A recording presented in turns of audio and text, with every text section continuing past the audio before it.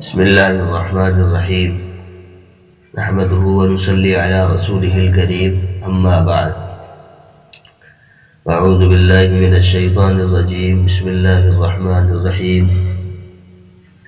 ادفع بالتي هي أحسن فإذا الذي بينك وبينه عداوة كأنه ولي حميم صدق الله مولانا العلي العظيم وصدق رسوله النبي الكريم.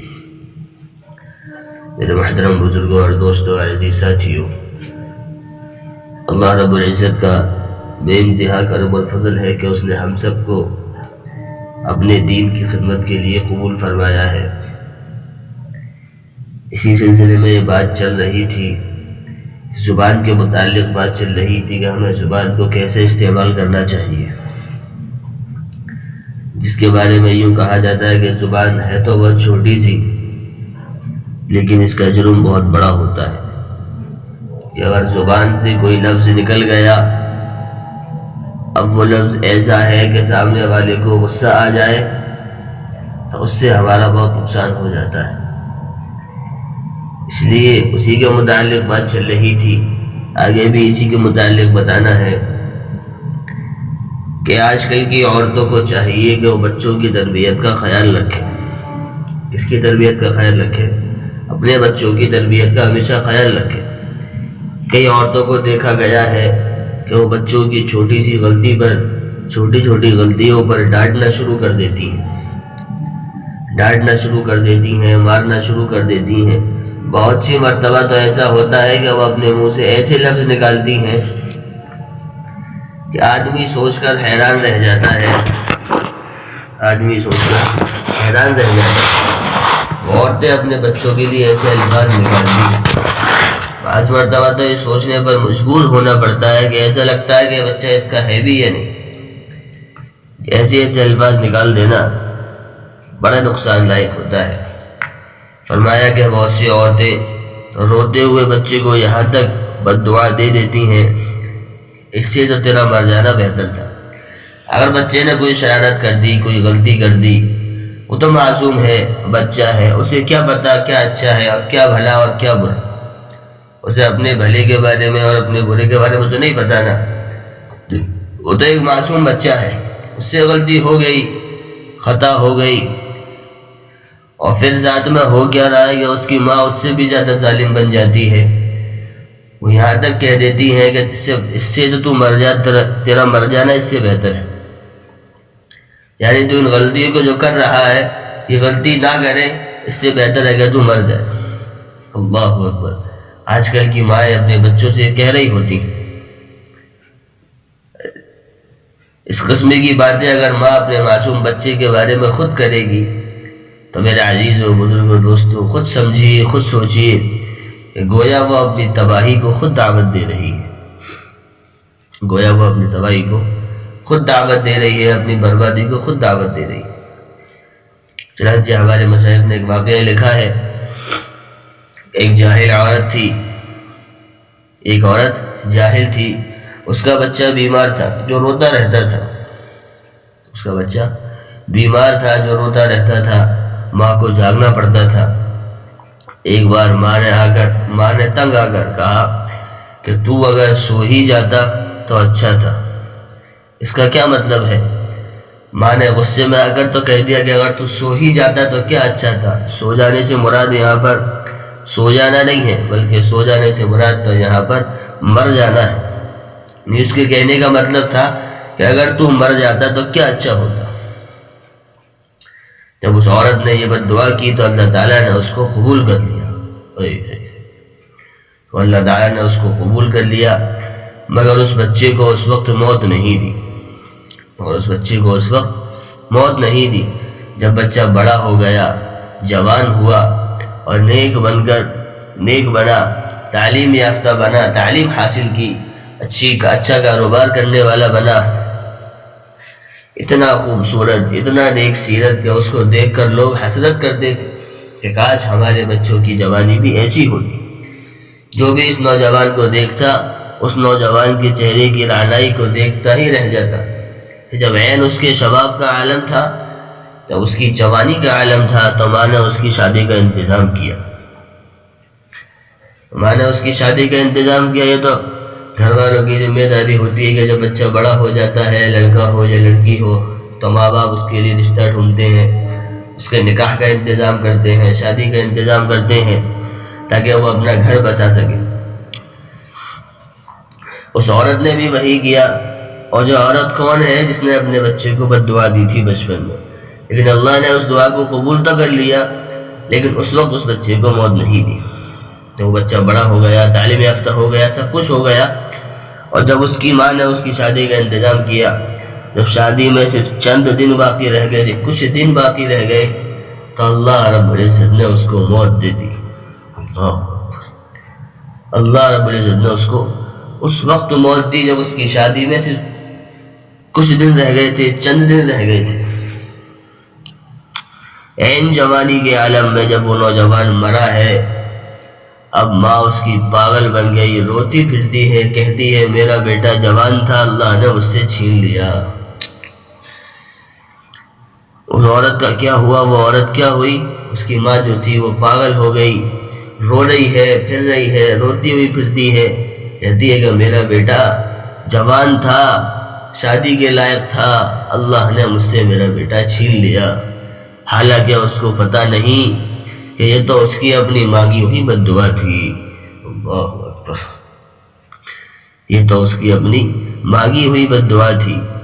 اس لیے میری مائیں بہنیں بہت توجہ کی ضرورت ہے، بہت زیادہ غور دینے کی ضرورت ہے کہ بچوں کو بد دعائیں نہ دی جائے، بچوں کو اچھی تربیت کرائی جائے، اپنے زبان سے اچھی تربیت نکالی جائے تاکہ ہمارے بچے آگے چل کر کامیاب بن سکے. اب اس بچے کی کیا غلطی تھی؟ وہ بچہ تو معصوم تھا، چھوٹا بچہ تھا، جب وہ بیمار تھا. جب معصوم بچہ ہے، بیمار ہے تو روئے گا ہی، ظاہر سی بات ہے. اس بچہ ہی کیا، جب کوئی جوان اگر بیمار ہو جائے اور ایسی بیماری ہو جس میں اسے رونا آئے تو ظاہر سی بات ہے وہ بھی روئے گا. اس میں اس کی کوئی غلطی تو نہیں ہے کیونکہ بیماری ہی ایسی ہے، لیکن اس کی ماں نے تو اس کے ساتھ کیا. اب اس سے آپ کو اندازہ لگانا چاہیے کہ اس کی موت کا ذمہ دار کون ہے، اس لڑکے کی موت کا ذمہ دار کون ہوا. اب خود سوچیے، اس لڑکے کی موت کے ذمہ دار اس کی خود ماں ہوئی، کیونکہ اس کی ماں نے جو بد دعا بچپن میں دی تھی، اللہ نے اس دعا کو کب قبول کیا؟ اس بد دعا کو جوانی میں آ کر قبول کیا. کیونکہ اللہ ہمارے بارے میں بہتر جانتا ہے کہ ہمیں کس وقت کیا دینا ہے اور ہمارے لیے کس وقت کیا ضروری اور کیا بہتر ہے. مگر اللہ نے پھل کو پکنے دیا. جب پھل پک گیا تو اس پکے ہوئے پھل کو توڑا تاکہ تجھے پتہ چلے کہ تو نے کس نعمت کی ناقدری کی تھی. پھل سے مراد وہی لڑکا، جب اللہ نے اس لڑکی کو جوان کر دیا، یعنی اللہ نے اس پھل کو پکنے دیا، اور جب وہ پھل پک گیا یعنی وہ لڑکا جوان ہو گیا، اللہ نے اس پکے ہوئے پھل کو توڑا، یعنی اس جوان آدمی کو توڑا، یعنی اس کو موت دے دی، تاکہ اس کی ماں کو پتہ چلے، اس عورت کو پتہ چلے کہ تو نے کس نعمت کی، تو نے اللہ کی کس نعمت کی ناقدری کی تھی.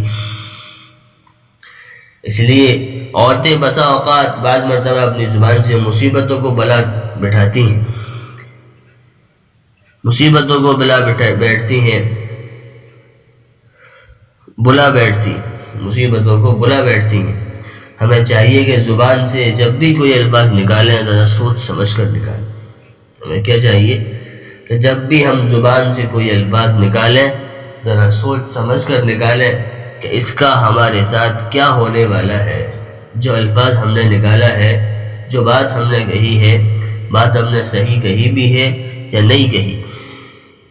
اس لیے کہتے ہیں کہ سوچ کر بولیے، بول کر نہ سوچیے. عقل مند انسان کون ہے؟ جو سوچ کر بولتا ہے. اور بے وقوف انسان کون ہے؟ جو بول کر سوچتا ہے کہ میں نے یہ کیا کہہ دیا، اور جب کہہ دیا تو وہ لوٹ کر نہیں آ سکتا، وہ تو نکل گیا. جب ایک بار تیر کمان سے نکل جاتا ہے تو وہ نکل گیا، وہ تیر واپس لوٹ کر اس کی کمان میں نہیں آتا.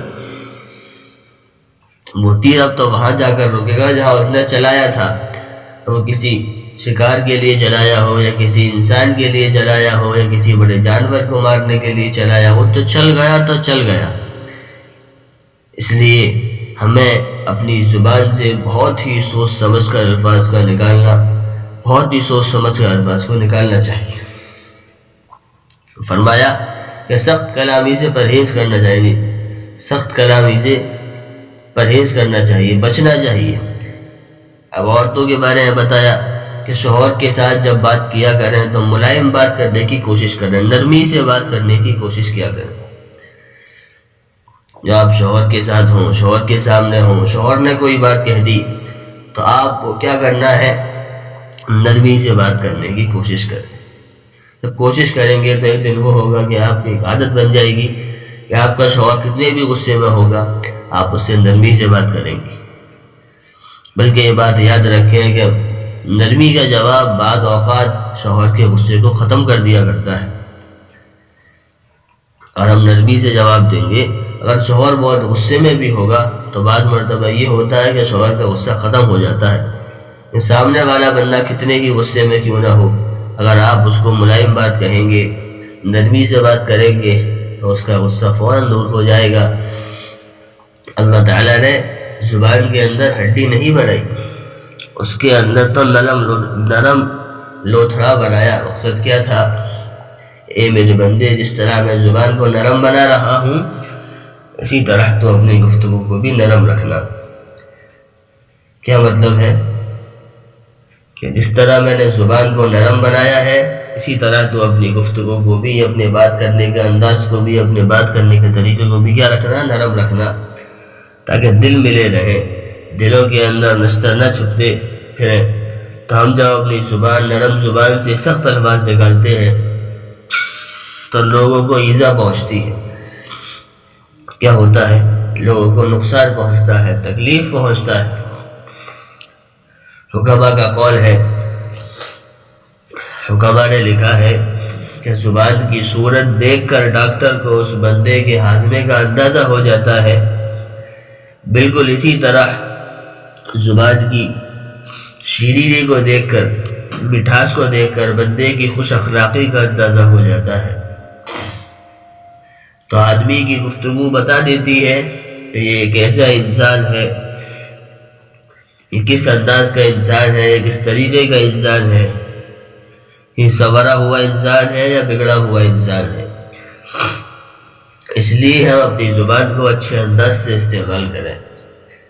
کیا کریں؟ اپنی زبان کو اچھے انداز سے استعمال کریں۔ اور فرمایا کہ برائی کا جواب اچھائی سے دینا چاہیے، برائی کا جواب اچھائی سے دینا چاہیے۔ اگر کوئی بندہ ہمیں بری بات کہہ رہا ہو تو ہمیں چاہیے کہ ہم برائی کا جواب اچھائی کے ساتھ دیں۔ کیا چاہیے ہمیں؟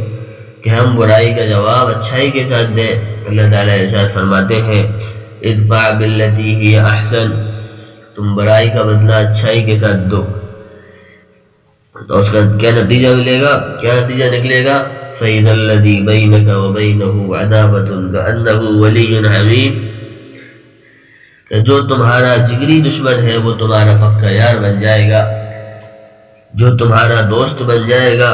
لہذا اگر ہم کوئی برا کلمہ سنیں تو اس کا جواب نہ دیا کریں، اس لیے کہ جو بندہ ایک برا کلمہ کہتا ہے، ایک برا کلمہ کہہ سکتا ہے، وہ اور بھی برے کلمات کہہ سکتا ہے۔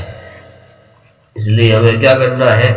قرآن کی اس آیت پر عمل کرتے ہوئے ادفع باللتی ہی احسن فإذا الذی بینک وبینہ عداوۃ کأنہ ولی حمیم، کہ تم برائی کا بدلہ اچھائی کے ساتھ دو، تم برائی کا بدلہ اچھائی کے ساتھ دو۔ اس کا نتیجہ کیا ملے گا؟ جو تمہارا جگری دشمن ہے، جو تمہارا سخت دشمن ہے، جو تمہارا کافی ٹائم جو دشمن ہے، پھر وہ تمہارا کیا بن جائے گا؟ وہ تمہارا پکا یار بن جائے گا، پکا دوست بن جائے گا۔ یعنی وہ تمہارا دوست بن جائے گا جو تمہارا دشمن تھا، جو پہلے تمہیں نقصان پہنچانا چاہتا تھا، اب وہ تمہارے ساتھ کوئی ایسا کام نہیں کرے گا جس سے تمہیں نقصان پہنچے۔ کیوں؟ کیونکہ پہلے تو وہ دشمن تھا، اب وہ تمہارا کیا بن گیا ہے؟ اب وہ تمہارا دوست بن گیا ہے۔ اور دوست بنا کیسے؟ اس نے تو ہمارے ساتھ برائی کا ارادہ کیا، اس نے ہمارے ساتھ برائی کی، لیکن ہم نے اس کی برائی کو کیا کہا؟ کیا کرا؟ ہم نے اس کی برائی کے ساتھ اس کو اچھائی سے جواب دی۔ جب ہم اچھائی سے جواب دیں گے اللہ تعالیٰ اس کے دل کو نرم کر دیں گے، پگھلا دیں گے. جب اس کا دل پگھل جائے گا، نرم ہو جائے گا، تو پھر وہ ہمارا دوست بن جائے گا، دشمنی ختم ہو جائے گی. یہ سب کیا ہے؟ ایک زبان سے ہے. کسی انسان نے ہم سے زبان سے برا کلمہ کہہ دیا اور ہم نے اس کے جواب میں اس سے برا کلمہ کہہ دیا، گالی بک دی، تو پھر مسئلہ حل ہونے والا نہیں ہے، بلکہ لڑائیاں تو پھر رہتی ہی رہتی. اس لیے اگر کسی نے ہم سے کوئی برا کلمہ کہا ہے تو ہمیں چاہیے کہ ہم اس برائی کا جواب اچھائی سے دیں یا اس برائی کا جواب دے ہی نہ. جو بندہ ایک برا کلمہ کہہ سکتا ہے وہ اور بھی برے کلمات کہہ سکتا ہے. اس لیے ہمیں چاہیے کہ ہم اپنے آپ کو ہر وقت بری باتوں سے بچاتے ہوئے، اپنی زبان کو صاف رکھتے ہوئے، کوئی بری بات ہماری زبان سے نہ نکلے، تو ہم کامیاب رہیں گے. کریں گے نا انشاءاللہ. اللہ تعالی ہم سب کو عمل کرنے کی توفیق نصیب فرمائے، اپنی زبان کو صحیح استعمال کرنے کی توفیق نصیب فرمائے. وآخر دعوانا الحمد للہ رب العالمین.